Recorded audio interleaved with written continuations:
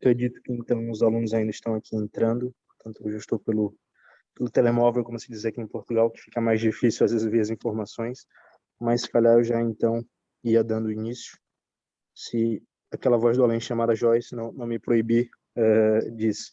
Portanto, começava por desejar a todos uma excelente noite, aqueles que estão aqui deste lado do Atlântico, em Portugal, e uma boa tarde àqueles que estão no Brasil. Cumprimentar, em primeiro lugar, a professora Lilian Bauman. De fato, tem sido um gosto muito grande poder, durante todo esse tempo, quase um ano, falávamos há pouco, participar desses seminários do Empoderados, que de fato tem auxiliado a comunidade acadêmica, tem sempre trazido temas que são da atualidade e que estão na ordem do dia. Em nome do NELB, agradecer também a presença e a aceitação tão gentil dos nossos convites à professora Ana Marcela, a quem desde já eu peço desculpas por não poder me expressar na língua de Cervantes, mas efetivamente ter que falar aqui na língua de Machado de Assis, mas eu vou falar muito devagar, que a professora também possa me compreender. Agradecer ao professor Fernando Fontainha, que também aceitou gentilmente o nosso convite, e também a colega Ilana, que tem aqui já acompanhado o programa e tem, de alguma maneira, participado comigo aqui, às vezes, das moderações nos nossos seminários. A todos aqueles que nos assistem, também uma saudação. Eu desde já peço desculpas, porque, infelizmente, não vou poder ficar o seminário todo, então não vou poder aproveitar aqui, inicialmente, a palestra dos professores, mas depois, como sabem, os nossos programas ficam gravados e aqueles que quiserem poderão aceder ao vídeo no nosso canal do YouTube. Portanto, sem mais delongas, mais uma vez agradecendo a todos pela participação, passava a palavra à professora Lilian, a quem mais uma vez eu renovo os meus agradecimentos e dizer que é um gosto, como sempre, poder participar com a professora aqui desse seminário e deixar também um agradecimento à nossa presidente, a Leandra Freitas. Professora, a palavra é toda sua. Obrigada, André, pelas suas palavras gentis. Tem sido realmente uma boa experiência esse encontro que nós temos mensalmente aí com o grupo de estudos, né, o Núcleo de Estudos Luso-Brasileiro da Universidade de Lisboa e o Laboratório Empoderares, que é do Programa de Pós-Graduação em Direito da Universidade Federal do Rio de Janeiro. Nós temos trabalhado mês a mês vários temas de interesse comuns aqui entre as duas instituições, e esse mês, em particular, nós teremos esse tema de repercussões da pandemia nos processos eleitorais, com a grata presença dos dois professores, a Ana Marcela Paredes Encalada, que é professora da instituição do Equador, o IAEM, e também o professor Fernando Fontainha, que é nosso colega desde os tempos mais remotos da UFRJ, quando ele fez essa graduação lá na faculdade, né? E segue hoje na nossa instituição irmã, né? A UERJ, no IESP, sendo o IESP um herdeiro do IUPERJ no Rio de Janeiro, né? Então tem uma história longa aqui de trabalhos na ciência política. Eu agradeço muito a ambos, né, por essa deferência de estar aqui conosco nessa tarde e noite, né? Alguns estão no horário da tarde, os que estão no fuso horário brasileiro e no Equador, e à noite nos que estão aqui no fuso horário de Lisboa. Então, é sempre um prazer estarmos todos juntos aqui conversando. Eu queria dar só uns pequenos detalhes técnicos do nosso encontro. Vocês terão toda a liberdade de fazer perguntas pelo chat aos palestrantes. Ao final das apresentações de cada um deles, nós teremos um espaço para as perguntas. Também no chat será apresentado o link para a lista de presença para aqueles que pretendem o certificado, e, ao final, o certificado mesmo estará disponível também num link que será apresentado no chat da nossa conferência. Então, fiquem à vontade para fazer esses aportes, e eu vou passar a palavra, então, à Ilana, né, que vai fazer uma apresentação curricular e afetiva da Ana Marcela.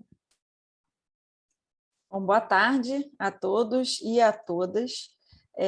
Primeiramente, agradecer ao Empoderares, do qual eu faço parte, né, o nosso grupo de pesquisa com a professora Lilian, que é a minha orientadora no doutorado. Agradecer também ao NELB por essa parceria, e eu tenho aqui uma incumbência muito fácil, que é apresentar a professora Ana Marcela, que além de ser uma pessoa da qual tem um currículo acadêmico assim impressionante, né? Era uma pessoa muito querida, por qual eu tenho bastante afeto, né? A gente tem um conhecimento, a gente se conhece há algum tempo, né? Para quem me conhece sabe que eu morei no Equador durante 3 anos, eu fiz um mestrado lá e eu fui pesquisadora visitante na Universidade Andina Simão Bolívar, onde o esposo dela, o Michel Levy, ele é chefe ali da área de relações internacionais, e ele foi o responsável, a primeira instância, né, naquele lugar, né, como pesquisadora visitante, e assim eu conheci a Ana Marcela, a qual eu quase trabalhei para ela, foi um pouquinho assim, mas que eu tenho assim muito carinho, né, e fico muito feliz dela ter aceitado essa participação aqui nessa tarde de hoje. Então, a professora Ana Marcela Paredes, ela é bolsista Fulbright, né, do programa Humbert Humphrey, de 2011, é mestre em Administração Pública e em Relações Internacionais pela Escola de Cidadania e Governo Maxwell, da Universidade de Syracuse, em Nova York. Ela é estudante, né, doutoranda de Estado, Direito e Governança Global pela Universidade de Salamanca, professora, pesquisadora a tempo completo e, além disso, coordenadora do mestrado em Regime Democrático e Direito Eleitoral do Instituto de Altos Estudos Nacionais, o IAEN, né, que é do Ecuador. Entonces, Ana Marcela, muchas gracias por haber aceptado esta invitación y ahí te dejo para que puedas compartir con nosotros la charla que tienes para hoy. Gracias. Muchísimas gracias, mi querida Ilana, por esa linda presentación y también por hacer énfasis a ese lado humano. Nos conocemos pues hace tanto tiempo y fue un gusto haber compartido, aunque sea mínimamente, esos espacios y también como a través de mi esposo que estuvo de cerca contigo en tus investigaciones, pues habernos podido conocer.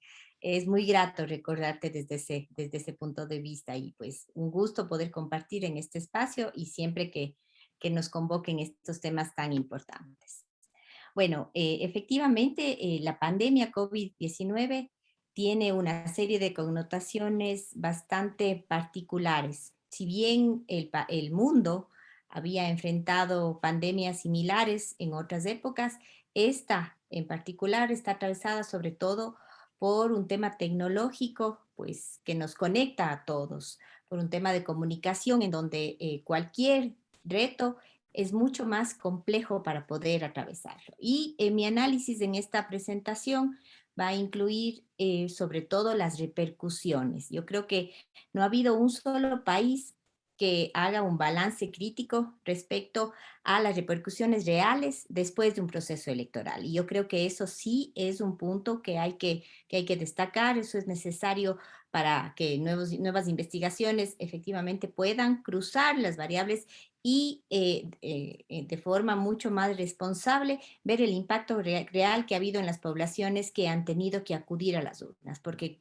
si bien han habido procesos interesantes y muchos países han emulado, han seguido nada más con lo que han hecho sus otros países, esto no hay ningún estudio serio que nos diga pues efectivamente si incidió o no en mayor enfermedad en los países en donde se desarrollaron las elecciones. Entonces, eso es importante destacar pensando en esas repercusiones de la pandemia.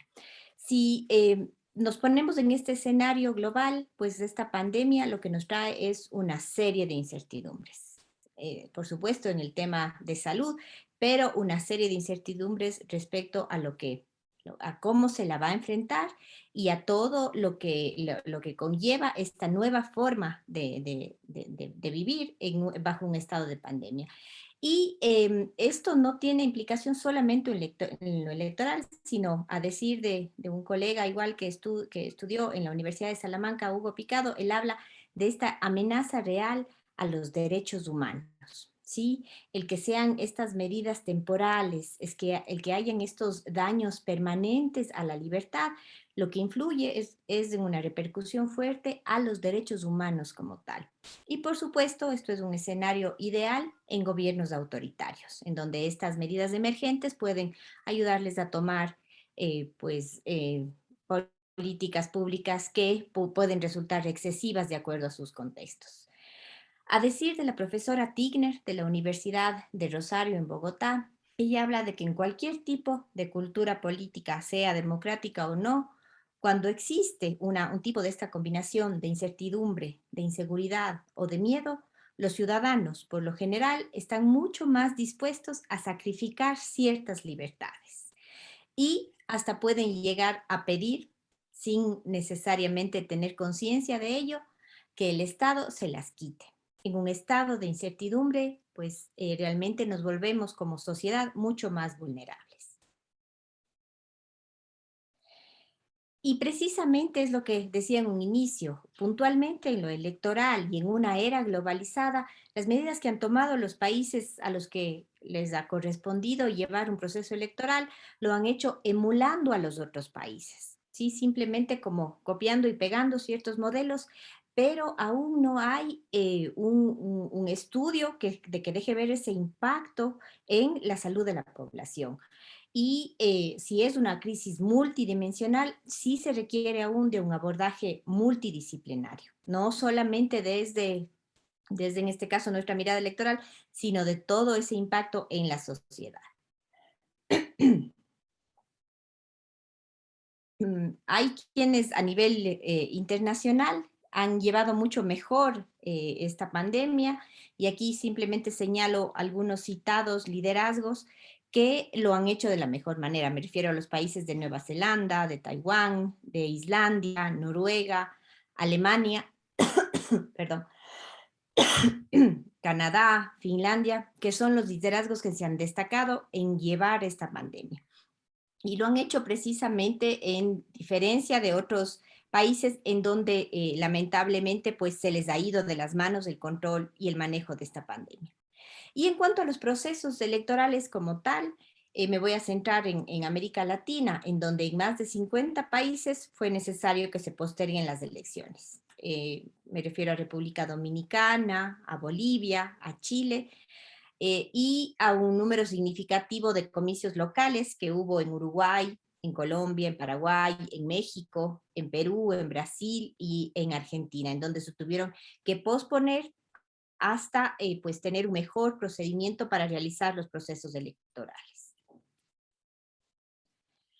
Estos procesos han implicado nuevos retos en cuanto a los candidatos y a la forma de realizar estas campañas bajo un contexto completamente diferente, pero que no en todos los casos lo han llevado siguiendo las medidas de bioseguridad. Dependiendo de cada una de las culturas políticas y de participación de cada país, pues en algunos casos, pese a estar en un periodo de pandemia, se han realizado proselitismo de la manera habitual, es decir, con plataformas en donde hay una gran cantidad de personas, en donde no se han respetado las medidas de bioseguridad. Y para los sufragantes, pues por supuesto que constituye un nuevo reto y esta incertidumbre por asistir a las urnas y no saber bajo qué condiciones se las puede hacer.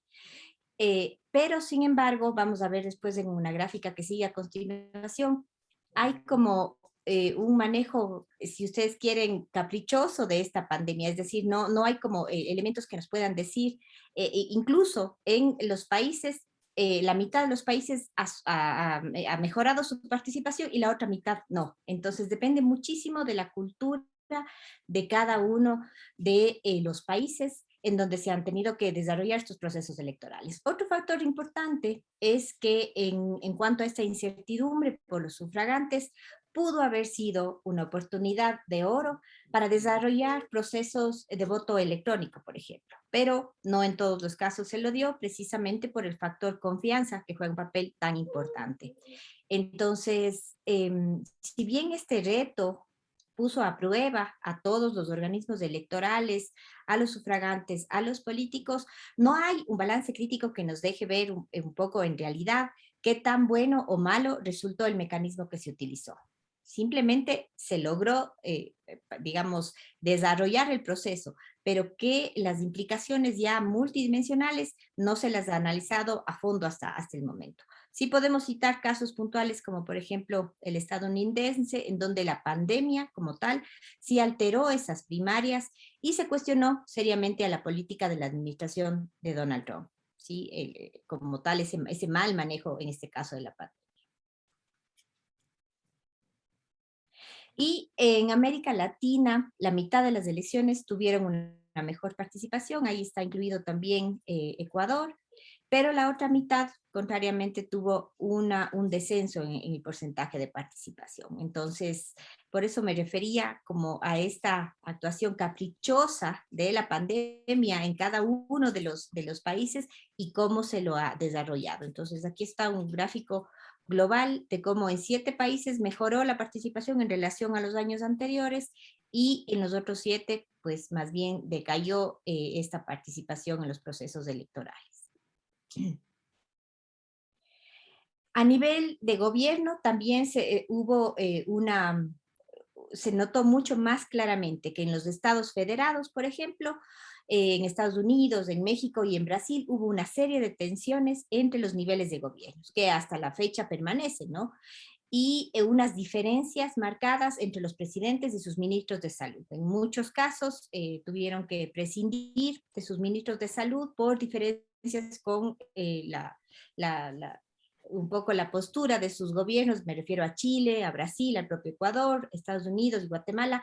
Es decir, ha habido un quiebre y ha dejado ver como una falta de gobernabilidad interna entre los ministros y los mandatarios.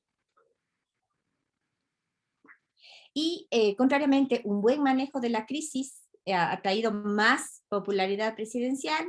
Me refiero a los casos de Argentina, de Costa Rica, El Salvador, Uruguay, de Colombia y actualmente de Ecuador, en donde la oferta presidencial de 9 millones de vacunas en los 100 primeros días se ha cumplido y efectivamente esto ha garantizado cierta estabilidad en estos 100 primeros días de gobierno del actual presidente.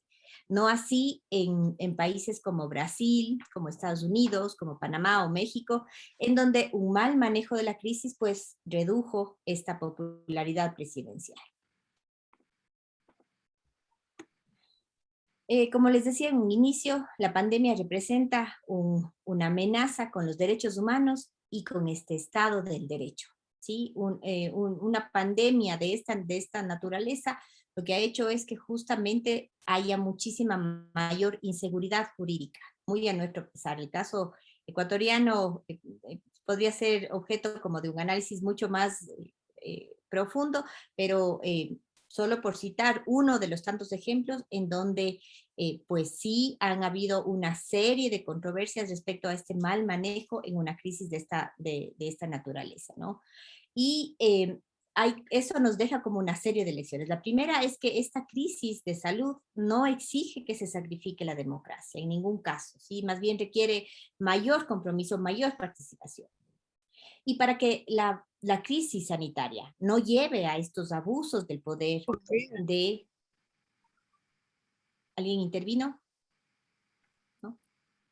Perdón. Sí, para que esta crisis sanitaria no nos lleve a ese abuso del poder, pues hay que fijarse en algunos elementos. El primero, en el carácter transitorio que deban llevar esas medidas. No pueden ser medidas que se las fije en este momento y queden como para de aquí en adelante, sino que debe manejarse este estado transitorio de las medidas.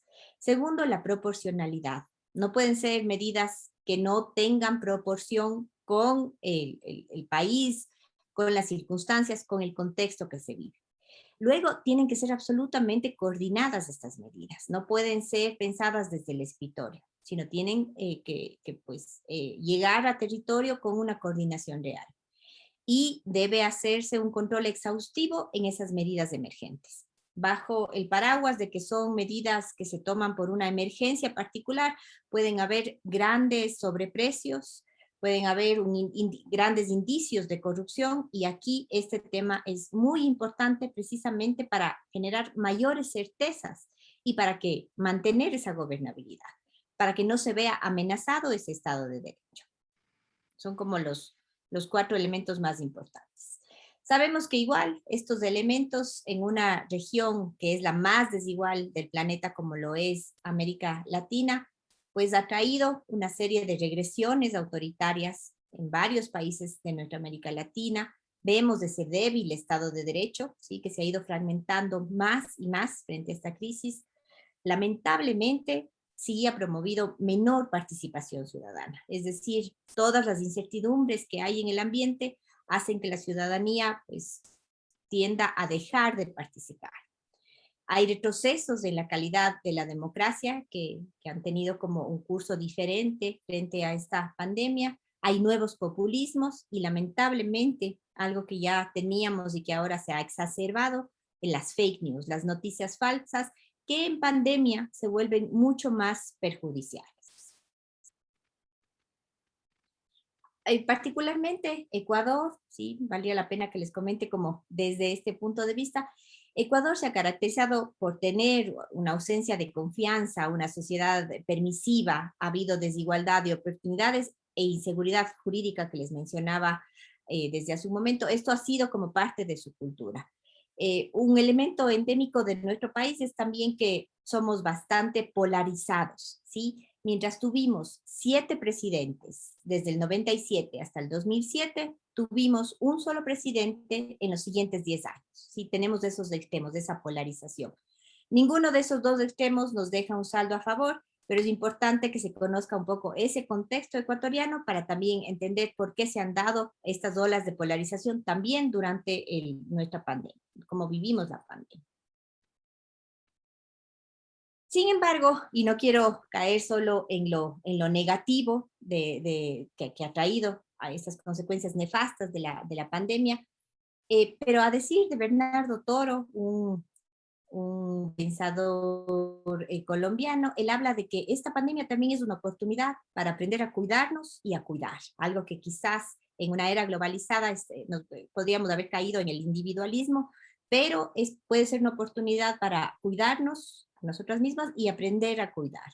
Y para ello es importante que tengamos presente la institucionalidad, es cuidar de esa institucionalidad, sabiendo que es una época compleja que implica una serie de retos, pues a dar mucho mayor énfasis a la institucionalidad de cada uno de los países. Es una oportunidad también para demostrar esa solidaridad. Y yo creo que los países más bien que han podido salir adelante lo han hecho también en la medida en la que han sido solidarios, ¿sí? Entonces es una oportunidad para esa solidaridad. Es una oportunidad para la equidad, ¿sí? Para que se pueda ver que esos grupos tradicionalmente excluidos, desfavorecidos, tengan equidad, y es una oportunidad también para el medio ambiente. Es importante también ver cuáles son esas oportunidades que nos deja esta pandemia. Y quizás las líneas a seguir en esta nueva normalidad, lo que finalmente el camino que nos queda es una acción concertada entre gobiernos, entre organizaciones políticas y la sociedad civil para que las democracias salgan de esta crisis siendo mucho más solidarias, mucho más inclusivas y mucho más robustas. Esto es un criterio de Hugo Picado, como les decía un colega de la Universidad de Salamanca. Entonces sí se requiere más bien de tender los puentes, del poder llegar a consensos que incluyan a todos los sectores, porque vimos hace un momento que uno de los grandes errores del autoritarismo era tomar decisiones sin coordinación. Y para ello también es necesario que hayan ciertas características en estos líderes, en quienes están manejando esta situación. Un buen liderazgo debe generar una empatía, ¿sí?, con su sociedad, aceptar lo que no se sabe y buscar a los que sí saben. Debe tener también habilidad para comunicar esas decisiones tan difíciles, tener serenidad, tener sentido común y finalmente tener muchísima creatividad, ¿sí?, para pensar en nuevas opciones, para resolver esa clase de problemas complejos y para decidir de manera colaborativa aceptando la crítica. Si nosotros vemos aquí en un inicio esta crítica al autoritarismo, quizá son los factores que menos tienen estos perfiles autoritarios que quizás se nos venían a la mente cuando estaba mencionando en los excesos en los que han caído, pues lamentablemente algunos países de América Latina y del mundo. Y sí, mundialmente el coronavirus parece hecho a medida de estos gobiernos y políticos autoritarios que han proliferado en los últimos años. Mientras varios de ellos no creyeron inicialmente en su gravedad, ahora les podría servir para recortar libertades democráticas, y eso es realmente grave. Dar renovados papeles a los militares, cerrar las fronteras a la migración y exaltar el nacionalismo frente a la cooperación entre países. Esto lo dice Mariano Aguirre en BBC New Mundo. Y pues sí, es realmente una frase con la que quería cerrar para ponernos a pensar en todo lo que esta pandemia, las verdaderas repercusiones que esta pandemia nos ha traído y todo el esfuerzo que desde la sociedad civil, desde la academia, desde las organizaciones políticas y desde el gobierno tenemos que coadyuvar esos esfuerzos para que podamos salir de este momento y salir, digamos, viéndolo como una oportunidad para repensarnos a nosotros mismos como sociedades. Si bien así han sido procesos complejos, no, con implicaciones no solamente en lo electoral, que es uno de los tantos factores multidimensionales, pues creo que más bien hay una serie de retos que los he expuesto aquí de manera muy somera, como para iniciar más bien el debate y para contarles esta visión desde el país, desde América Latina un poco y pensando también en el mundo y los grandes retos que nos quedan. Eso es lo que les quería compartir, les agradezco muchísimo por su tiempo y como digo, quisiera abrir el hilo a la discusión respecto a estos temas que son tan importantes. Gracias de nuevo y soy toda oídos.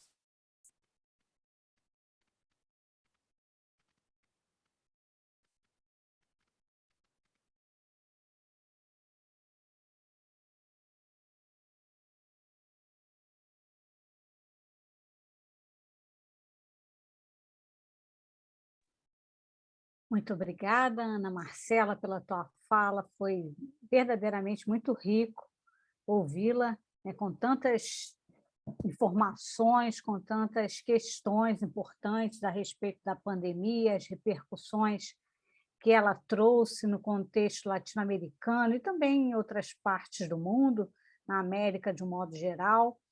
Foi muito rica a tua apresentação. Eu queria te pedir, Ana, se você puder tirar o compartilhar da tela agora, que é para a gente poder ouvir e falar agora um pouquinho com o Fernando. Perfeito, muito obrigada, querido. Foi muito bom te ouvir, foi muito perspicaz a tua fala a respeito dessa presença, né, da pandemia a partir daqueles que efetivamente fizeram uma boa contribuição em seus governos para o enfrentamento da pandemia e os efeitos que isso tiveram no campo político, como também aqueles que tiveram uma conduta mais dissidiosa, menos responsável nesse processo, que também colheram alguns frutos, ou irão colher, talvez, esperamos nós, né, nos próximos processos eleitorais em vigor. Agora eu vou apresentar o Fernando Fontainha, que é um querido daqui da nossa instituição irmã, como eu já falei, da Universidade do Estado do Rio de Janeiro. O Fernando, vou fazer primeiro a apresentação curricular, depois a do coração, tá bom, Fernando? É professor e pesquisador do IESP, da UERJ, é credenciado nos programas de pós-graduação em Sociologia e Direito, coordenador do DECISO, Núcleo de Pesquisa em Direito e Ciências Sociais, pesquisador associado do CEPEL, Centro de Estudos Políticos da Europa Latina, possui doutorado em Ciência Política pela Universidade de Montpellier, mestrado em Sociologia e Direito pela UF, Universidade Federal Fluminense, e graduação em Ciências Jurídicas e Sociais pela UFRJ, Universidade Federal do Rio de Janeiro.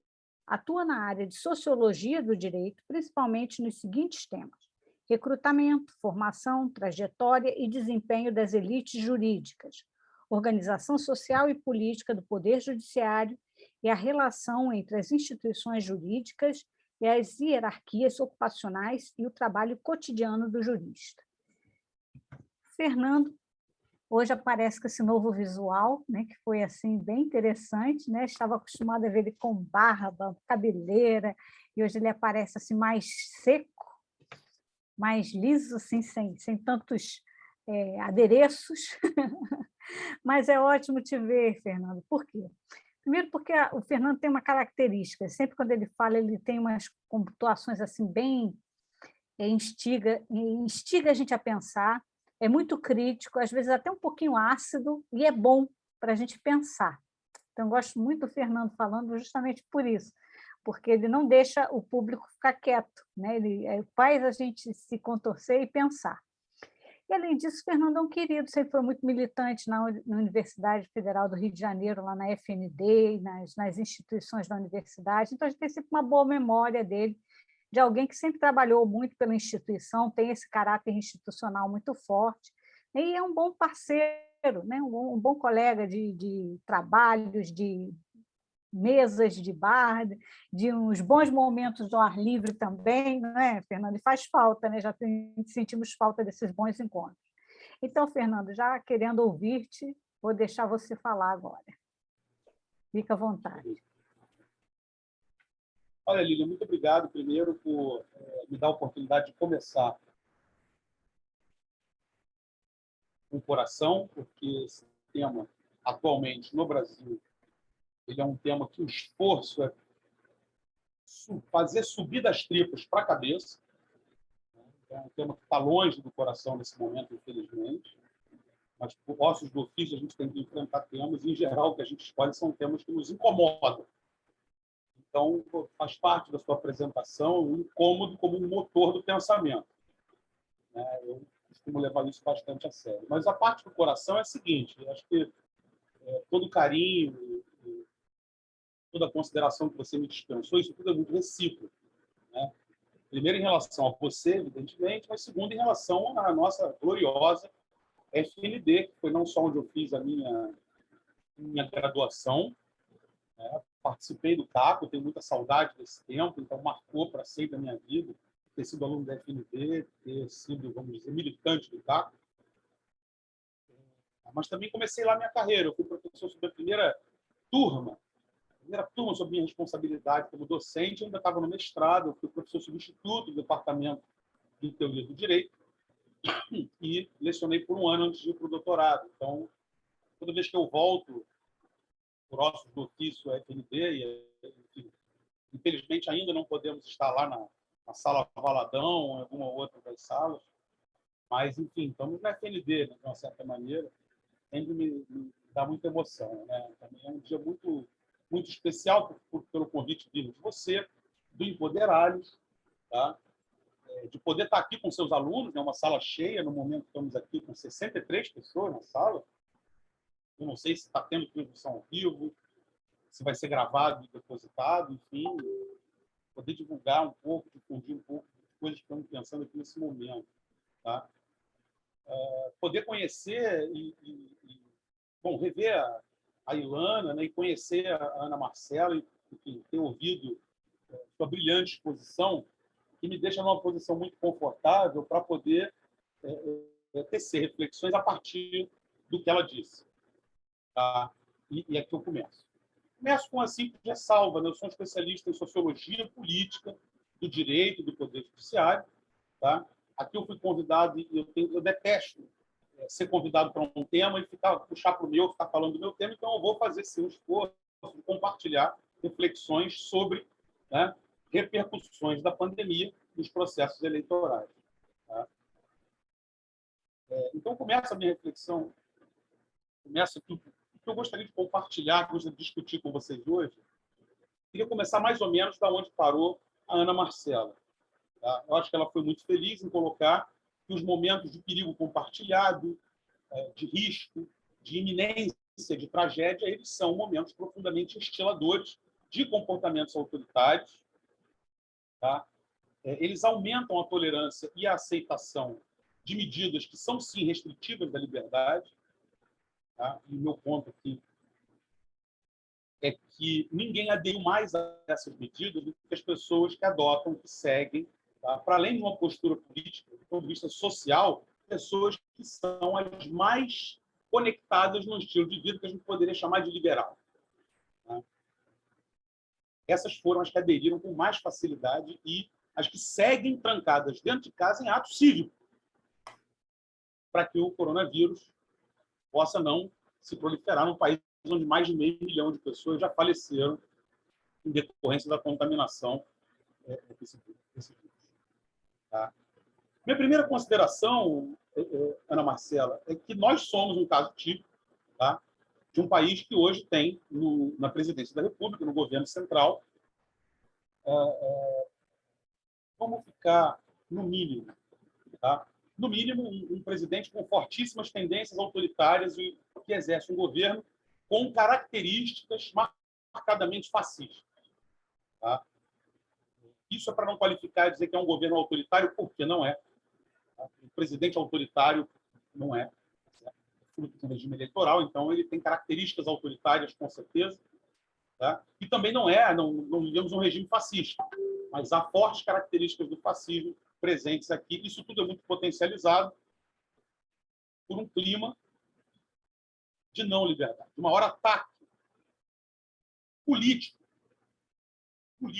que a sociedade civil sofre hoje é na possibilidade do estilo de vida liberal.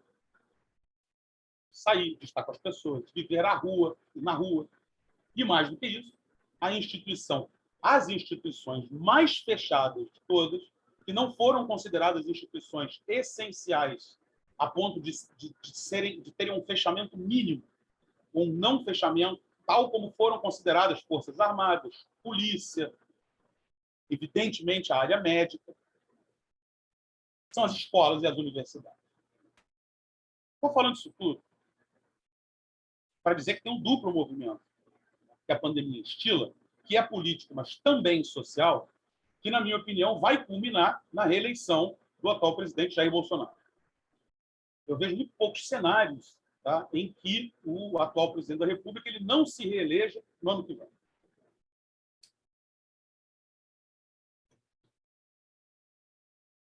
E, tratando desse tema, eu me permito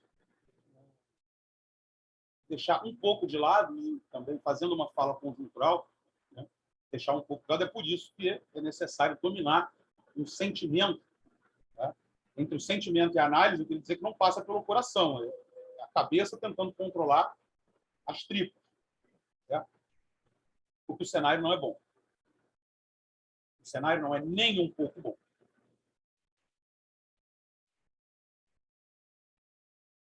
Eu acho muito complicado. A primeira coisa que eu gostaria de compartilhar, porque estou com colegas de academia, que tem colegas doutores, tem estudantes. Eu acho muito complicado nós começarmos a formular sobre o mundo, tendo em vista a nossa visão do mundo, o nosso local de fala nesse momento, o local de clausura pessoal e institucional.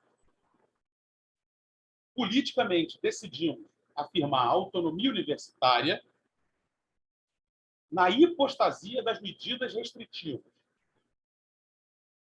Então, aquilo que nós fazemos de mais impressionante, que é a disseminação do conhecimento através da socialização de pessoas em ambiente institucional universitário, em clima fortemente liberal, é na universidade que acontecerão boas experimentações, algumas das mais significativas experimentações com os limites, com o sexo, com as drogas, mas, evidentemente, também com o conhecimento, também com a ciência, também com a produção de ideias novas. Os primeiros conflitos sérios da vida provavelmente vão aparecer na universidade ou no período universitário, as primeiras experimentações com o mercado de trabalho. E nós estamos falando de uma universidade, né, que, superados os anos 90, ela começa a conhecer uma amplíssima diversidade. Então, uma universidade que, nos últimos 20 anos, foi relativamente bem-sucedida em diversificar profundamente o seu corpo discente e até o seu corpo docente. Tá? Só que essa universidade, em cultivando um espírito republicano, tá? Sendo um amálgama importante de afinidades eletivas entre ideias e um comportamento progressista, tá? E pessoas que querem se orientar em torno dela, que não conseguem imaginar uma vida sem a universidade, aí eu estou falando de camadas médias, não necessariamente da classe média. Deixa eu deixar uma coisa muito clara aqui para todo mundo. Tá? Uma família no Brasil que tem a sua renda total de R$10 mil já se encontra no 1% mais rico da população brasileira. Entendeu? Então, se uma família de 5 pessoas, 4 pessoas, 10 pessoas, se a renda de todo mundo junta é R$10 mil, e aí quer morar na zona sul do Rio de Janeiro, não vai se achar de classe média. Mas você já está no 1% mais rico da população. Tá? Então, as camadas médias brasileiras, que hoje estão ampliadas devido a uma série de políticas públicas, tá? Entre as quais as cotas ocupam um papel principal, tá? As camadas médias elas não concebem a manutenção do seu status quo sem o diploma universitário. Isso não vale só para as públicas, mas as públicas encontram em si uma vanguarda no mundo político e socioprofissional. Tá? Essas pessoas estão privadas dessas instituições. E mais do que isso, então, a partir da experiência com essas instituições e nesse momento de ausência dessas instituições, formulando sobre o mundo. Sobre o Brasil, os dados ainda são muito inconclusivos, a gente pode dizer muito pouco, mas o período de experiência com o afastamento, com as políticas de isolamento social, ele é muito pequeno para a grande maioria da população urbana. Então, primeiro, a gente não pode medir uma cidade como o Rio de Janeiro pela Zona Sul. É uma medição completamente irreal. Tá? Quer dizer que hoje, passados aí praticamente 1 ano e meio, da deflagração das medidas, das primeiras medidas de afastamento social, a grande maioria da população brasileira urbana teve muito pouca experiência com o afastamento. Muito pouco. Hoje, uma ínfima minoria da população segue tendo experiências para além de usar máscara, seja no queixo, seja só na boca, ou não vivem mais a experiência. Uma das pouquíssimas exceções, para a população de baixa renda, seus filhos estão excluídos da escola. Isso não tem implicações apenas pedagógicas, isso tem implicações sociais profundas. Significa que uma quantidade grande de famílias brasileiras está fazendo uma experimentação com a não escola. Mas parece que do dia para a noite esquecemos que o aprendizado institucionalizado, debaixo do teto de uma escola e na forma de um currículo de aprendizagem, e sob a tutela de profissionais treinados, formados, recrutados, isso é profundamente contraintuitivo. Isso é um esforço de um século, pelo menos, para que se consiga socializar, disseminar, capilarizar pela sociedade que a experiência de vida da pessoa é uma experiência com a escola. Então, a experiência com a não escola, tá? Ela é uma experiência que vai marcar profundamente a história de várias famílias. Não vai marcar 2 anos na vida de algumas crianças e adolescentes. Vai marcar a experiência com algumas famílias. A experiência de algumas famílias. Ou seja, poder viver 2 anos da vida da família sem a escola. Isso não vai se reverter com medidas que permitirão a volta às aulas. Isso não vai se reverter em 5 anos, ou em 10 ou em 20. O dano causado, ele é um dano reversível em mais uma geração inteira de luta para a afirmação institucional da escola na vida cotidiana das pessoas.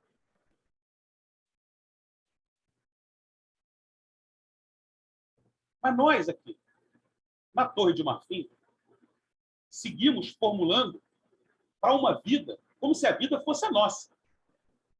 Uma vida ainda de pessoas realmente afastadas, que não aglomeram, que usam máscara, que se vacinam e que tomam as medidas. Do ponto de vista da vacinação, a gente está indo muito melhor em termos numéricos do que muitos países do norte global, mas muito melhor. Nós não temos ainda números deles, seja de óbitos, seja de casos novos, infelizmente. Mas, do ponto de vista da porcentagem da população aderindo à campanha de vacinação, nós estamos bem, sim. Não estamos mal. No entanto, seguimos formulando que a experiência da maioria da população, que é muito diferente da nossa, ela pode estar em direção a um novo normal. Para elas não há nada de tão diferente em relação ao antigo. O que há de diferente é o que elas podem perceber da política.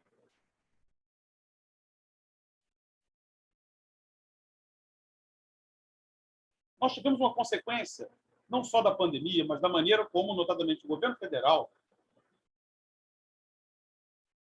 lidou com a pandemia. E a estratégia de superação e de combate que veio do parlamento foi a CPI. Na minha avaliação, ela tem muito pouco potencial potencial de causar danos políticos graves à reeleição do presidente Bolsonaro, e certamente ela não causou, né, não fez água, nada disso, mas não causou o impacto político pretendido.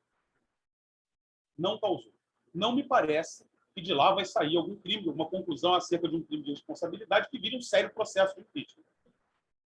Não me parece. Eu não sei se o objetivo era esse, mas se era, dificilmente coisa boa aconteceu. A alternativa eleitoral que se coloca, tá, em função de uma mudança de posição brusca e abrupta do Poder Judiciário, notadamente do Supremo Tribunal Federal, tá, é a renovação da possibilidade, que hoje é colocado como uma possibilidade pelo próprio Partido dos Trabalhadores, se coloca como uma possibilidade amplamente alcançável, é de que a oposição que existe em termos de política, de candidaturas para o ano que vem, é a do ex-presidente Lula. Já se coloca como um candidato com a legitimidade do Supremo Tribunal ter dito que Sérgio Moro era parcial. Julgou ele, ou julgou de maneira parcial, no caso do Triplex e no caso do sítio de Atibaia. A terceira via não se coloca. Creio eu que a expectativa da centro-direita seja um desgaste ao longo de um ano. Quem que lança a candidatura mais de um ano antes do processo eleitoral? Ninguém. Só o Lula está fazendo isso. Talvez tenha sido o preço por essa mudança de posição. Creio eu que ainda se aguarda um desgaste da candidatura do Lula para que melhor possa emergir no tempo devido uma candidatura de centro-direita. Outra coisa em quem que eu vou votar e qual é a minha opinião. Mas fato é que o tempo que se perde é o tempo que se ganha, é o tempo que se perde. A coalizão que não se desgasta é aquela que é certa, que é a do presidente Jair Bolsonaro. Então, eu estou falando de maneira um pouco fragmentada, eu estou unindo reflexões, eu estou me permitindo fazer uma fala mais conjuntural e, evidentemente, muito provocativa, tá? Para dizer que, enquanto as pessoas que têm o seu estilo de vida, têm no seu estilo de vida liberal, que tão facilmente abriram mão, a ponte para a socialização política que faz delas pessoas politicamente orientadas no sentido progressista, elas abriram mão desse estilo de vida. Não sei se a maioria está em casa adoecendo ou se está civicamente em casa, mas seletivamente, realmente vivendo uma vida liberal que viviam antes. Porque abrir mão desse estilo de vida durante esse tempo todo não é algo simples. Tá? Deixa eu falar o português claro. A esquerda está em casa. A base mais radical do governo não está. Quase nunca esteve. E são pessoas que vivem um estilo de vida, primeiro, mais propício a uma vida dentro de casa, na clausura com a família, conflagrados dentro de casa com a família tradicional brasileira, e, segundo, não tem nessa experiência uma radicalidade. Não são politicamente orientados pelo Jornal Nacional, tampouco pela Globo News, que são veículos que não param de perder espaço. E toda vez, quanto mais se organizam para bater no governo Bolsonaro, menos ele perde credibilidade.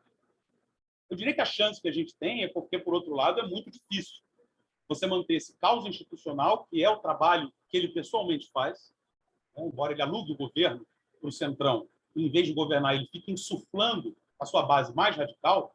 Esse clima institucional ele produz inflação, desemprego e produz outros fenômenos de natureza macroeconômica que tendem, segundo pesquisas, que tendem a derrubar qualquer presidente.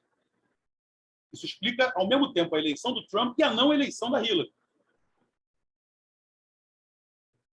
Mas explica, em parte, a não reeleição do Trump. Tá? Porque esses números não podem ser tão friamente assim analisados por uma razão muito simples. As pessoas experimentam, tá, com as percepções sobre as mudanças sociais. Existe um tempo e uma qualidade na percepção da perda do seu emprego, na sua perda de renda. Então, contar com esse tempo pode ser um fator que impeça. Eu já ouvi vários economistas dizendo que com essa inflação é impossível ter reeleição. Bom, mas os cientistas políticos também diziam o seguinte: sem tempo de televisão e sem coalizão capilar pelo Brasil, por isso a coalizão do Oeste tinha 14 partidos, a da Dilma tinha 16 partidos. Isso significa mais tempo de televisão e um monte de falante de prefeito Brasil afora para você fazer a campanha. Nunca alguém que não tinha esses dois fatores ganhou desde a nossa última república, desde a nossa mais recente república, à exceção do atual presidente Jair Bolsonaro. Então, confiar que os índices macroeconômicos catastróficos, que certamente são os que ele vai entregar até o ano que vem, serão suficientes para que ele não seja reeleito, eu acho que é confiar demais nas forças, aí, vamos dizer, na mão invisível do mercado. Tá? Então, eu estou muito mais ansioso por um debate que a minha fala fragmentada e provocadora será capaz de insuflar do que em continuar falando. Eu peço desculpa por não apresentar aqui uma reflexão em termos de pesquisa um pouco mais densa, apresentar dados, tá? Mas eu, francamente, resolvi fazer uma fala dessa natureza para aproveitar o título que foi proposto e acho que as expectativas que foram alimentadas por todos quando esse título foi veiculado no convite. Tá? De novo, um prazer estar aqui, prazer estar com você, Ilana, prazer estar com você, Lilian, prazer enorme ter te conhecido e ter te escutado, Ana Marcela, enfim, ansioso aí pelas perguntas. Obrigado. Fernando, você estremeceu. Agora eu estou aqui que acho que eu não vou dormir essa noite. Pensando que o mal se avizinha e não vai sair. Né? Bom, mas com a base na sua provocação, né, a gente vai passar agora aos momentos de pergunta. Eu deixo o público muito à vontade para fazer as perguntas no chat. Mas eu já vou me adiantar aqui e vou fazer duas perguntas, né? Uma a Ana Marcela e outra a você também, Fontaine. Então, Ana Marcela, você comentou, desde a sua fala inicial, né, que os momentos de incerteza, né, de incertidumbre, têm essa tendência, né, a estremecer as liberdades, né, a criar movimentos propícios para a limitação das liberdades. E você mostrou que isso também acontece para além do cenário latino-americano em outros países, né? É um pouco do perfil que o mundo, nesse momento, compartilha, né, dessa pandemia. E você também falou na sua apresentação que isso também tem efeitos diferentes a depender de cada país, e não é homogêneo o resultado. Né? Para cada país, você mostrou cenários bastante diferentes em termos políticos. Pegando aqui pelo progressismo da América Latina, que já veio abaixo, conforme o Fontaine também falou aqui, já em relação ao Brasil, mas o progressismo, de certa forma, ele retrocedeu bastante já antes da pandemia. Você consideraria que, nesse momento pós-pandêmico, na América Latina, o progressismo vai ter uma oportunidade, uma brecha para recomeçar, ou tende mesmo a ser esse momento de encapsulamento, de perda de espaço desse progressismo, de um retorno a esses movimentos mais de viés mais autoritários e por aí afora. Então, seria mais esse plano conjuntural do que você avizinha aí para a nossa América Latina. E você, Fontainha, você me deixou agora aqui, sem, como eu falei, com vontade de pensar qual o pesadelo que eu vou sonhar essa noite, né? Se é com o fim da pandemia, se é com a universidade perdendo seu espaço, se é com a eleição do Bolsonaro, enfim, fiquei aqui chocada com tudo isso. Mas, por outro lado, queria te perguntar, assim, né, tendo em vista que a gente já está no Brasil vivendo esse processo de corrosão democrática, que não vem de agora, né, já vem desde 2016, se a gente quiser, no mínimo, né, datar isso, né, porque eu acho que já vem até de antes, mas se quiser um momento mais emblemático, né, para fazer essa datação. E o que seria preciso, Fernando, para a gente ficar só na fala assim, da tristeza, porque eu preciso dormir essa noite? O que a gente precisa fazer para reverter esse cenário? Né? O que está faltando aqui às esquerdas, a todos nós, né, para a gente começar a sonhar em se não para os próximos, porque agora eu já fiquei aqui nervosa, né? Não vai ser para os próximos 4 anos. Então, para quando vai ser esse negócio? O que a gente precisa fazer? O que a gente está errando, né? Para não chegar lá e derrubar essa encrenca que a gente colocou aí, né? Então, fiquem à vontade para responder. Ana Marcela, por favor. Con mucho gusto y pues qué bueno que nos podemos entender. Hice mi mejor esfuerzo y creo que sí, sí entendí la pregunta y pues efectivamente un tiempo de pandemia es un tiempo en donde las fortalezas y las debilidades se exacerban. Es decir, un país en donde tradicionalmente no ha habido una buena gestión, un país en donde ha habido ya indicios de corrupción, difícilmente en este momento va a cambiar o va a ser una oportunidad para mejorar. Eso es muy, muy, muy complejo. La situación de emergencia no debe ser un cheque en blanco para los regímenes autoritarios. Es ahí en donde la ciudadanía, la verdadera participación, el ser corresponsable, el tener conciencia de esa res pública, la cosa pública que nos pertenece a todos. Porque si sabemos que estamos en manos de gobernantes que ya sienten que se les ha dado un cheque en blanco, pues más bien lo que puede venir en lugar del progresismo es todo lo contrario. Y por ello mismo es que el gran reto que finalmente, con el que concluí en la presentación, el gran reto es encontrar ese consenso entre todos los sectores. No puede ser un cheque en blanco para el gobierno y entonces la ciudadanía que no actúe y que se cruce de brazos y que piense que todo lo que están haciendo desde el gobierno tiene que estar bien. No, es un momento en donde más bien ese fortalecimiento de la democracia, la calidad democrática tiene que en este momento hacerse sentir. Es el momento justamente en donde esas fortalezas deben salir a flote. Me encantaría tener una varita mágica y decir qué es lo que va a pasar, si va a haber más o menos progresismo, pero eso dependerá justamente de la colaboración conjunta. Y yo así apelo a esa participación, a la participación que responde a sus propias realidades, al entendimiento de ese contexto, a el haber pasado esta crisis con las particularidades que Brasil las habrá vivido muy distintas a las que vivimos como ecuatorianos. Entonces, esa participación es necesaria, participar en sus medios más próximos, participar en escenarios mucho más amplios y participar en el mundo, que el mundo se entere lo que está pasando en Brasil y que se encuentren soluciones conjuntas. Yo creo que estas emulaciones que se han dado en los temas electorales es el simular, el copiar los modelos de los otros países. En algunos casos han funcionado, no en todos, pero lo que nos ayuda es justamente a entender que manejar la pandemia en un momento globalizado ayuda justamente a encontrar salidas más próximas. Depende justo de esta predisposición, depende de una dosis de cero autoritarismo, porque entonces un gobernante autoritario no acepta ninguna reflexión y depende de la colaboración conjunta. Ese es justamente el gran reto, la colaboración de todos los sectores y la participación, en donde esas fortalezas puedan exacerbarse. Pero asimismo puede ser un momento para que aquellos indicios de autoritarismo, de corrupción, puedan también pues, considerar que esta pandemia es un cheque en blanco. Y eso no quisiéramos en ningún país del mundo y menos en nuestras sociedades más próximas. Así que el gran reto es el poder consolidarnos desde los diferentes sectores. Gracias, mi querida Lilian, y gracias a los participantes.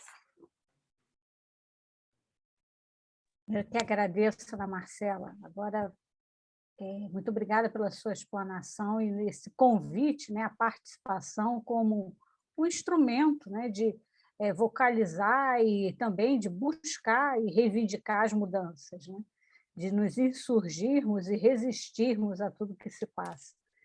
É um estímulo, toda certeza, para que a gente não se conforme, né, não se conforme com o que está aí. Agora fica você à vontade, Fernando, para responder aí a questão. É difícil, né? Poder com mais análise, poder dizer, não, acho que eu não tenho urgentemente voltar para o Marx, mas isso seria muito arrogante da minha parte, né? Eu, para falar o que a esquerda tem que fazer. O fato é que a gente vem, existe sim Você mencionou 2016, ali foi o momento em que se conjurou a catástrofe, que não parou ainda, o pessoal achou que ia brincar com aquilo, entregar a direção política do país na mão de Aécio Neves e Eduardo Cunha, e ia dar em boa coisa, entendeu? E rapidamente o período pós-Temer ia ser o período em que a centro-direita ia governar e aplicar um programa econômico liberal, que ia ser tudo muito tranquilo e feliz. Não aconteceu. Certamente os artífices de 2016 não tinham a previsão exata de que isso ia acontecer, né? Que isso ia significar a alçada do Jair Bolsonaro, mas brincar com a democracia nessas coisas. Tá? O problema, eu acho, do ponto de vista político, a esquerda, né? A sociedade civil, de uma maneira geral, tá? Ela está bastante desarmada. Né? Ela está bastante desarmada. As corporações não estão. Tá? Então, assim, é mais fácil os evangélicos brigarem publicamente pelo seu direito de igreja, entendeu? Do que qualquer aluno brigar pelo seu direito de estudar. É o que a gente está assistindo. As corporações militares, policiais, enfim, elas estão extremamente organizadas.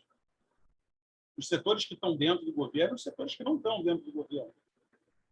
Né? E um dos fatores pelos quais se pode afirmar que a sociedade civil está muito desarmada é por um excesso de confiança hoje na candidatura do Luiz Inácio Lula da Silva, o Lula. Tá? Então, um excesso de confiança nas vias institucionais, aqui eu estou falando, assim, estou falando de movimento de rua, estou falando de repertórios maiores do que ação subversiva, que ação ilegal. Não é disso que eu estou falando. Mas, assim, abriram mão da rua com uma facilidade incrível. É isso? O interior, o agronegócio, os evangélicos, os militares não abriram mão das suas instituições e da sua incidência. Lutaram por ela até o fim. Entende? Então, hoje é muito difícil. A pandemia faz um progressista mitigar facilmente sua liberdade de ir e vir, entendeu? Mas os conservadores lutam. Essa luta está fadada ao fracasso, né? A luta pelo direito à não vacinação. Ela já não colou no Brasil. A gente tem manifestações bizarras e anedóticas, mas, enfim, as lutas conservadoras estão mais organizadas. Para fora do governo Bolsonaro. Tem setores conservadores que, no frigir dos ovos, estarão com o Bolsonaro, mas fazem críticas árduas ao Bolsonaro hoje. Entendeu? Reivindicam algo muito diferente de um programa conservador, tal como reivindica o Jair Bolsonaro. Tá? E estão extremamente para fora daquela nebulosa estranha do Olavo de Carvalho. E a gente não vê isso. Entendeu? A gente costuma produzir uma síntese muito bizarra do que é o conservadorismo no Brasil, que são as pessoas que, de acordo com a projeção da esquerda, no segundo turno, entre Lula e o Jair Bolsonaro, vão fazer todas as críticas ao Jair Bolsonaro, mas não vão votar no Lula. Não vão. Entendeu? A reabilitação do Partido dos Trabalhadores não é um processo concluído. E o Supremo não pode fazer mais do que já fez, e atenção, ele fez muito. Então, assim, o cenário é dantesco, a verdade é essa. O cenário é dantesco. Então, o que a esquerda, o que nós podemos fazer para fora de confiar no estado caótico que o Bolsonaro vai entregar a economia no ano que vem? Sério, não queria muito saber. Queria muito saber. É uma dinâmica muito complexa, mas o cenário é dantesco. Assim. Então, a gente tem que cultivar em relação à análise, em relação ao tempo. Né? Mais pessoas viveram um tempo mais duro do que a gente vive hoje. Durante mais tempo. Então, a nossa geração tem que saber viver isso e dormir à noite, saber viver isso e não se entregar. A verdade é essa, porque a gente pode, do ponto de vista político, podemos viver Jair Bolsonaro durante 8 anos. E podemos vê-lo fazer sucessor depois disso. E não podemos nos dar o luxo de esmorecer, de adoecer, porque, de novo, outras gerações viveram coisas piores por mais tempo. Entendeu? Desculpa ser isso que eu tenho para responder, Lilian. Desculpa mesmo.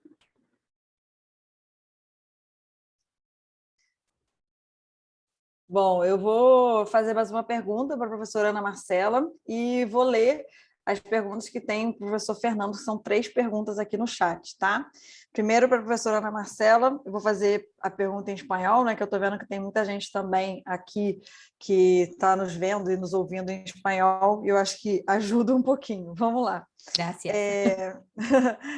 Ana Marcela, presentaste algunos presidentes y primeros ministros, chanceleres, hablando sobre las mejores gestiones de pandemia, en tu opinión o de alguna forma. A mí me gustaría saber si o cuáles fueron los puntos débiles en relación a la política de estos gobernantes, en tu opinión, y los puntos fuertes para que puedas categorizar como mejores gestiones, además de una menor cantidad de gente que se murió o algo así. Pero mi pregunta va en el sentido de que políticamente, ¿qué hicieron esos líderes diferente de los otros que tuvieron una peor gestión de la pandemia? Y si eso está directamente relacionado con la cuestión de ser de derecha o ser de izquierda, o cómo ves estos aspectos. A ver, es una muy buena pregunta y conlleva una serie de aristas. No hay, por eso decía que la pandemia es bastante caprichosa. No hay como un rasgo característico entre si son de izquierda o de derecha estas democracias para que lo hayan llevado de la mejor manera. Y han sido catalogadas por el mundo como las mejores gestiones, básicamente porque supieron tomar decisiones importantes a tiempo. ¿Sí? Decisiones a tiempo, oportunas, decisiones concertadas. Por eso les ponía al final como estas características de un líder para que pueda influir positivamente en una gestión de una crisis como la COVID-19, pudieron escuchar al otro. Eso es tan importante. No fueron decisiones autoritarias, no fueron decisiones desde su escritorio, fueron decisiones concertadas. Supieron escuchar, porque en este tema nadie tiene la última palabra hasta el día de hoy. Entonces, lo importante era conocer de fuentes probadas y no necesariamente pensar que lo saben todo, sino más bien fueron trabajos que se construyeron conjuntamente, se construyeron a través de consensos. Y eso es lo que les llevó realmente a tomar decisiones oportunas que, por supuesto, pudieron llevar de mejor manera en el número de infectados, en el número de muertos frente a esta crisis, y en que estos países no tuvieron los escandalosos casos de corrupción que lamentablemente nos aquejaron en América Latina. ¿Sí? Entonces, quizás de todos los elementos tan importantes, de toda la creatividad que también por las que se caracterizaron estos liderazgos, yo creo que el más importante es el que puedan saber escuchar. Muchas de las veces los gobernantes llegan a un punto como en la estratosfera y entonces no escuchan la voz de los otros, ni de los más cercanos, no se diga del ciudadano de a pie. Entonces, yo creo que un elemento importantísimo para que una política realmente pueda tener asidero en su sociedad, para que pueda dar sus frutos, es precisamente que sea una política que sea compartida con la ciudadanía, que se escuche esa voz del pueblo, porque si no, son decisiones que se las toma como muy técnicamente, y el tema del manejo de la crisis COVID no influye solamente desde lo técnico, es un tema multidimensional en donde el factor de la participación de esa sociedad civil juega un papel importantísimo. Entonces, si yo tendría que elegir cuál de todas estas características de estos importantes liderazgos ha sido el más importante, pues es saber escuchar, poder escuchar al otro y no creer que tiene la última palabra. Creo que eso para pedirle a un líder, dependiendo de en quién pensemos, se va volviendo cada vez más difícil. Y por las experiencias que hemos tenido, lamentablemente muy a nuestro pesar, en países hermanos, en países de la América Latina, pues vemos que a veces los liderazgos estos líderes se sienten dueños de la verdad y qué mal le hacen realmente a todo el país. Así que espero haber estado concreta en estas respuestas y espero pues que la respuesta haya estado a la altura de quienes lo han consultado. Gracias, mi querida Ilana. Muitas graças, querida Ana Marcela. Então, eu vou ler aqui, tem 2 ou 3 perguntas aqui para o professor Fernando. O João Pedro pergunta, professor Fernando, por quantos anos será sentido o impacto desse distanciamento dos alunos, da família e da escola? Aí vou perguntar em bloco, tá, professor? A segunda é o Aquino que pergunta. Ele diz que ele primeiro agradece, fala parabéns pela sua fala e pergunta qual é o papel das igrejas, notadamente evangélicas, que controlam grandes meios de comunicação, que têm políticos ligados, etc., nas próximas eleições, né? Já que a gente tem visto um Brasil bem evangélico, né? E a terceira pergunta... Deixa eu ver aqui, porque tem muita gente que colocou comentário, né, nos comentários, então eu estou lendo só os que são perguntas. O João Klaas pergunta, como vocês enxergam essa paixão pelo Bolsonaro? Vejo exclusivamente como uma versão ao oposto do que o apoio, o que, na minha opinião, não faz sentido algum, pois o país enfrenta uma crise em todos os setores, principalmente nos mais sensíveis à população. E o Rodrigo Machado acabou colocando um comentário aqui, acredito que não tenha sido nenhuma pergunta. Aqui não repetiu a pergunta, acho que não sei se eu li alguma coisa errada, né? Não, ele, na verdade, ele tá concluindo a pergunta, né? Que ele falou que um comentário dizendo que a fala do professor fez ele lembrar o Oliveira Viana no insolidarismo social, e aí ele aproveita e completa a pergunta dizendo teria criado uma solidariedade interna o Bolsonaro, né, dentro da questão das igrejas evangélicas?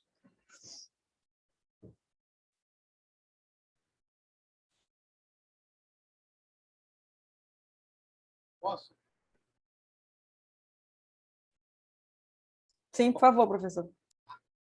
João Pedro, então, isso é incomensurável. Entendeu? Meu argumento é que essa geração ela não vai recuperar o ensino.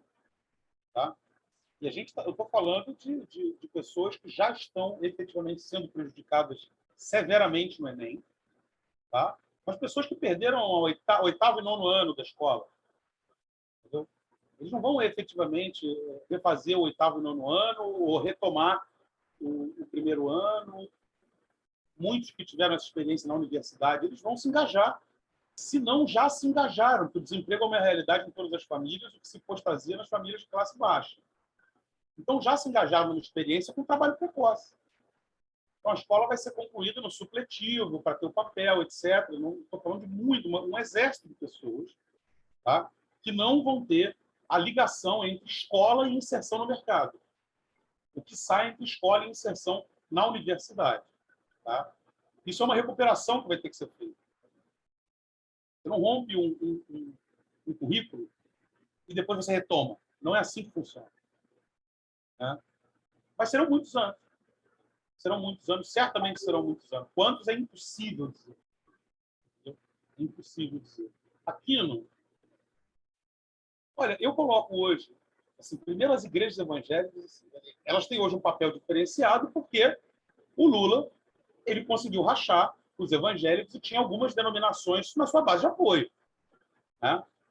Então, assim, a base social do PT sofreu um maior dano quando os evangélicos e a classe média desembarcam.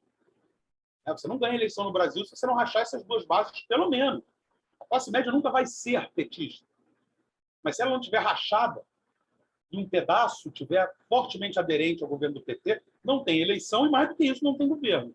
Mesma coisa dos evangélicos hoje. Entendeu? Então, hoje tem um presidente que fala, que promete que o próximo ministro do Supremo será terrivelmente evangélico, faz várias sinalizações, não para de falar de Deus nos discursos, efetivamente trabalha para que pautas andem, mas, de novo, entendeu? De novo, evangélicos e militares, notadamente a maior denominação brasileira, que é a Assembleia de Deus, nós estamos falando de histórias de missões que são histórias mais que centenárias. Não tem a história que tem a longevidade histórica da Igreja Católica, mas estamos falando de missões centenárias. A gente não pode julgar as lideranças evangélicas brasileiras por aqueles pastores que são os sucessos do Twitter da última hora. Não é assim que acontece. São pessoas que lidam com instituições centenárias, que mexem com orçamentos bilionários e que não vão entregar de bandeja sua instituição para o Bolsonaro. Mas eu estou falando de ruptura de uma aliança. Eu acho muito difícil chegar no que vem o PT poder, pelo menos, rachar esse pessoal. Entendeu? Não gostam, não, pode ter certeza. A maioria das lideranças evangélicas eles não gostam do Bolsonaro. Acham um risco muito grande de entregar essas instituições deles para o Bolsonaro. Tanto é que fazem isso de maneira muito mitigada. Por muito pouco, eles dão sinais que vão sair da base, vão rachar, vão fazer. Os militares é a mesma coisa. O cara tem sua organização de caserna, o cara tem sua carreira ali, é um servidor, entendeu? Tem uma experiência de vida toda voltada para aquela instituição.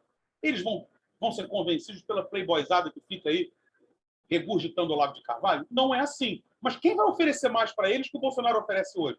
Espaço no governo, vantagens em termos de proposição de lei, em termos de mobilização de base. Dificilmente o Lula vai conseguir fazer isso, ou qualquer candidato está sendo direito. Então, não dá para a gente ter essa noção, entendeu? De que os evangélicos são uma massa, e uma massa que basta você balançar ali. Não são. Eles não são. Né? Eles não são, mas a política é quem vai chegar no segundo turno e quem vai politicamente oferecer uma situação mais confortável para que essas pessoas consigam tocar suas instituições. Não somos só nós na universidade, entendeu? Que temos instituição forte e que temos expectativas em relação a uma corrente política ou outra. Eles também têm. Então, tem denominações novas? Tem, mas, por acaso, a maior do Brasil, que é a Assembleia de Deus, é mais antiga que todas as universidades que nós temos no Brasil. Idem as Forças Armadas. Entendeu? Então, é o que eu penso sobre a relação entre quer dizer, quem vai para um lado, quem vai para o outro. Quem vai oferecer mais que hoje o Bolsonaro oferece, para bases muito grandes. A mesma coisa vale para o agronegócio. Você acha que o núcleo duro do agro que é pop, entendeu? São agora o agronegócio das grandes empresas, o agronegócio da exportação em massa. Eles gostam do Bolsonaro, eles têm horror ao Bolsonaro. O Irã é o segundo maior comprador do nosso frango. O Bolsonaro fica dizendo que aquilo é uma ditadura islâmica, fica falando de horrores do Irã. Os caras vivem aí sob a ameaça de que Israel compre todas as nossas commodities, mas não vai ser assim. Entende? Então, os caras têm horror ao Bolsonaro. Mas vai chegar o Lula oferecendo mais para esses caras? Essa aqui é a questão. Para onde eles vão? Pessoas que estão com poder imenso e que, em período pandêmico, com crise no PIB, os caras são a liderança do PIB brasileiro. Não é mais a exportação de bens de alto valor agregado para os nossos parceiros da América Latina e Caribe. Entendeu? São gêneros agrícolas para o Oriente.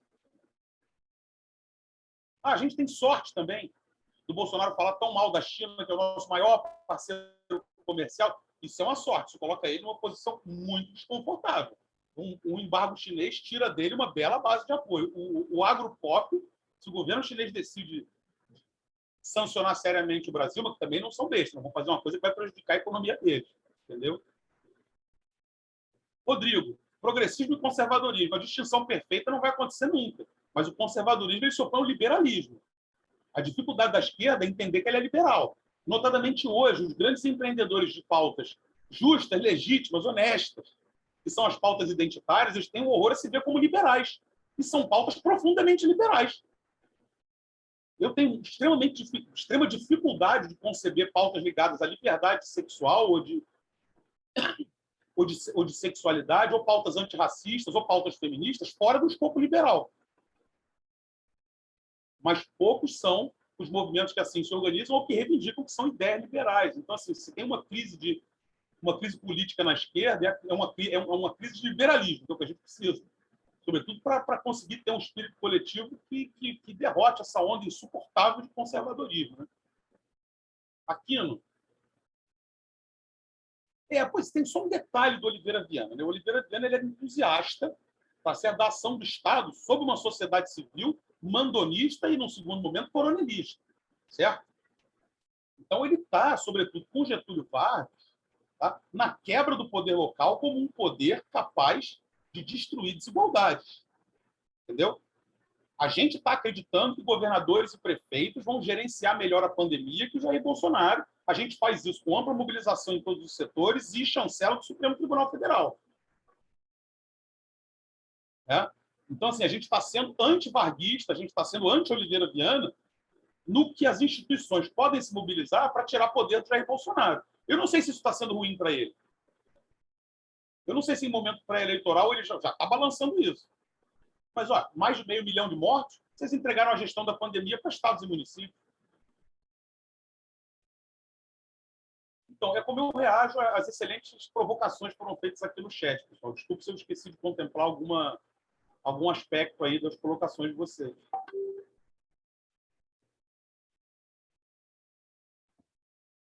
Obrigada, Fernando. Obrigada, Ana Marcela. A gente já vai caminhando para o fim dessa nossa tarde e noite aqui de conversa, de inquietações, de confronto, né, com essa realidade que não só traz problemas de saúde, mas também causa problemas à saúde emocional e, enfim, à saúde democrática, principalmente, né, que é um sério problema que, às vezes, afeta todas as outras áreas.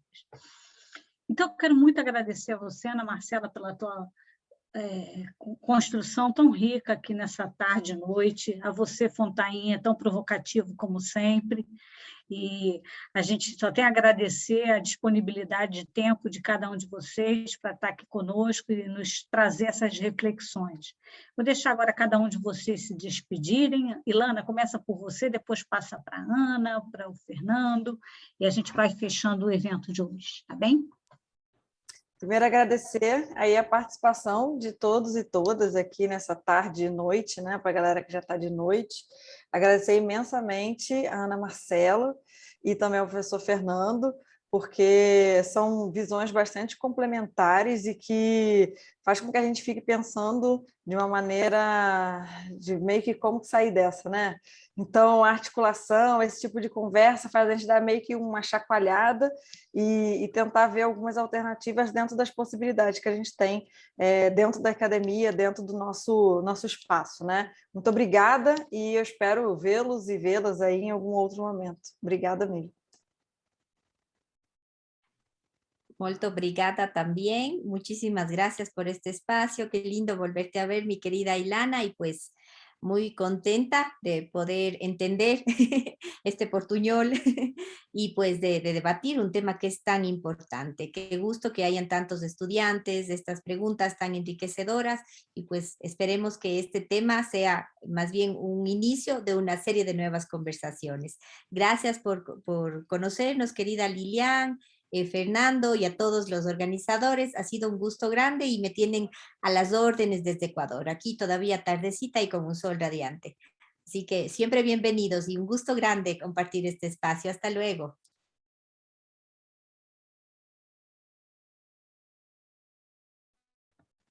Fernando, suas palavras finais. Bom, foi um prazer enorme. Tá? Um abraço para vocês e para todos da gloriosa FNT. E uma saudação final, tomara que não seja o caso, mas se a nossa geração foi escolhida para viver mais um ciclo conservador, como foi nos anos 30, como foi nos anos 70, que seja, que a gente enfrente esse ciclo. Né? Tomara que não, mas pode ser o caso, sim. Boa noite a todas e todos. Obrigado mais uma vez pelo convite. Lilian, obrigado por todo o carinho, você sabe que é recíproco.